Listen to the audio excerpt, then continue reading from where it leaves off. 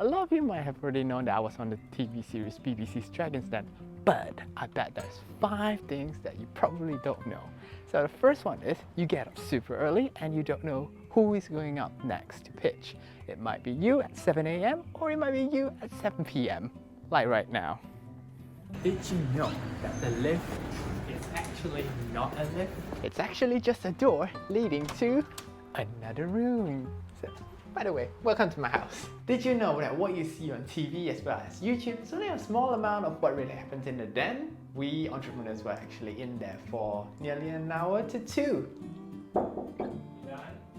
Soon. Now, did you know that they actually have a carpenter in the studio to make anything that the producers wanted for the show? For example, I didn't bring my guitar stand, so they made me one. But unfortunately, I couldn't take it home. The 5th thing that you might not know from Dragon's Den is each and every entrepreneur is assigned with a runner that will follow them throughout the day. Like whether you're in the pantry, in the toilet, or resting on the sofa.